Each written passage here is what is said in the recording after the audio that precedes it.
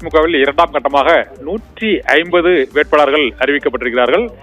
இப்போ இந்த வேட்பாளர் பட்டியலில் இதுவரை 150 வேட்பாளர்கள், இரண்டாம் கட்டமாக 127, முதல் கட்டமாக 23 அறிவிக்கப்பட்டிருக்கிறது. சென்னையை பொறுத்தவரை இப்போது வேட்பாளர் பட்டியலில் 12 தொகுதிகளுக்கான ராயபுரம் தவிர மற்ற தொகுதிகளுக்கான அதிமுகவின் வேட்பாளர் பட்டியல் அறிவிக்கப்படவில்லை.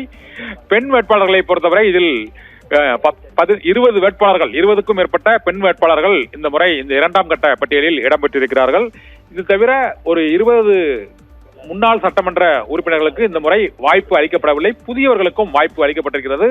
மற்றபடி மாவட்ட செயலாளர்கள், ஒன்றிய செயலாளர்கள் உள்ளிட்டோருக்கு அந்த மீண்டும் எம்எல்ஏக்களுக்காக போட்டியிடுவதற்கு அவர்களுக்கு வாய்ப்பு அளிக்கப்பட்டிருக்கிறது. இதில் கடந்த முறையும் இந்த முறையும் தற்போது எம்எல்ஏக்களாக இருப்பவர்களும் அவர்களுக்கான தொகுதிகள் ஏற்கனவே போட்டியிட்ட தொகுதிகள் வழங்கப்பட்டிருக்கின்றன. இதில் பொன்னேரியை பொறுத்தவரை பலராமன் ஏற்கனவே இங்கு சட்டமன்ற உறுப்பினராக இருந்தவர். இதே போல திருத்தணி தொகுதியை பொறுத்தவரை திருத்தணி கோவரி ஏற்கனவே அங்கு சட்டமன்ற உறுப்பினராக இருந்தவர். திருவள்ளூர் பி.வி. ரமணா முன்னாள் அமைச்சர், அவருக்கு திருவள்ளூர் தொகுதி இந்த முறையும் ஒதுக்கீடு செய்யப்பட்டிருக்கிறது. மாதவரம் மூர்த்தியும் முன்னாள் அமைச்சர், அவருக்கும் இந்த முறை தொகுதி ஒதுக்கீடு செய்யப்பட்டிருக்கிறது. திருவொற்றியூர் தொகுதியை பொறுத்தவரை குப்பன், அவர் முன்னாள் எம்எல்ஏ, அவருக்கும் மீண்டும் அந்த தொகுதி ஒதுக்கீடு செய்யப்பட்டிருக்கிறது.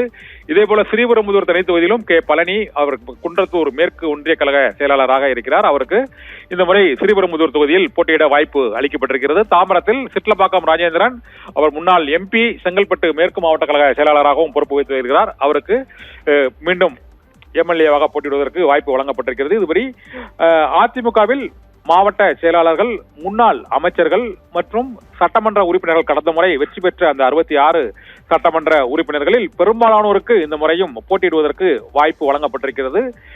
மதுராந்தகம் தனி தொகுதியில் மரகதம் குமரவேல் மீண்டும் போட்டியிடுகிறார். இவர் ஏற்கனவே செங்கல்பட்டு கிழக்கு மாவட்ட மகளிர் அணி செயலாளராகவும் பொறுப்பு வகித்து வருகிறார். காஞ்சிபுரத்தை பொறுத்தவரை மாவட்ட கழக செயலாளரான சோமசுந்தரத்திற்கு மீண்டும் வாய்ப்பு வழங்கப்படுகிறது. அரக்கோணம் தொகுதியிலும் முன்னாள் சட்டமன்ற உறுப்பினர் ரவிக்கு வாய்ப்பு வழங்கப்பட்டிருக்கிறது.